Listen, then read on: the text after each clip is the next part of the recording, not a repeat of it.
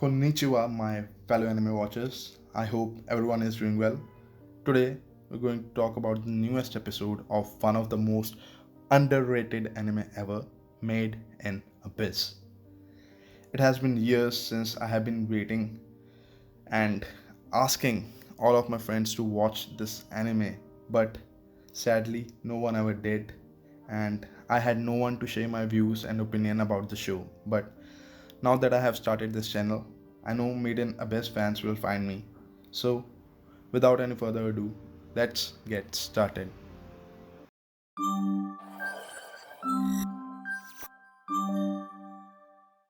I would like to start this video with a very important question. Is it just me, or do you guys also get hyped about getting depressed by watching an anime that wrecks your heart into millions of pieces and then gathers all the pieces together and smashes all the pieces until it is all dust? Well, that is how I feel about Made in Abyss. It is one of those anime that rekindle the feeling of adventure in me, the feeling of curiosity, wonder, and thrill. These are all major themes in this anime, and I absolutely love that. Also, adding the unexpected trauma that you get hit with. I think it starts in episode 6, so if you haven't watched it already, I recommend you to. And please, this anime is totally 10 on 10 in all aspects: the storyline, the music, direction, and some may even debate this, but even the art style. I don't know what are you doing with your life, just go and watch it right now. Okay, now let's talk about the latest episode. As you may remember, at the end of the movie, Dawn of the Deep Soul, Riko, Reg, and Nanachi descended to the sixth layer for their last dive. And as you know, no cave raider has ever returned from the depths of the sixth layer, and it is the point of no return. And I love how they absolutely just jump into it, like without even thinking. This episode introduces us to some of the new characters that belong to a distant past. The most significant seeming character is Weka, a girl with a harsh and terrifying past. As a kid, she was an orphan and was taken in by a man who mistreated and abused her. However, there is one thing that she gets from that abusive man once he dies, and that is the compass that points to the depths of the hell, the abyss. Now, this compass seems similar to the one that Riko had. With this compass, Wueka reaches out to Wazukeyan, who is the captain of the Ganjas, which is apparently a pirate or a pilgrim group. I'm not sure which one. Then they venture off on a journey to find a solitary island in an unnavigable patch of sea, as Wazukeyan puts it. This island is the Earth in present time.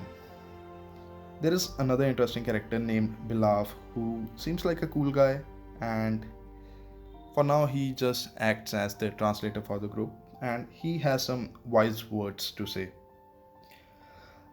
After losing all their ships except one, the Ganjas are finally able to discover the island where Abyss is located. After landing on the shore, they run into a local tribe where they exchange information about the abyss by giving up the compass that Wueko had. As they head into the abyss, they are followed by a young girl who is exiled to the abyss by her tribe mates, and the group agrees to take her in as the guide. And then they are shown climbing all the way down to the sixth layer. And as soon as they enter the pod, they cut the scene to the present, and now we come to our main protagonist, Riko, Rag, and Nanachi. They board a pod carrying them through the sea of corpses, and during this trip, which is quite long, Riko decides to take a dump, and those fart noises like had me laughing uncomfortably and uncontrollably. Later, the pod finally reaches its destination and the trio exits it and take their first step into the sixth layer. the golden city of the scorching sun, also known as the capital of the unreturned. By the way, we do not know how long ago Ganjas ventured into the abyss, but it is clearly obvious that it was from a few generations ago.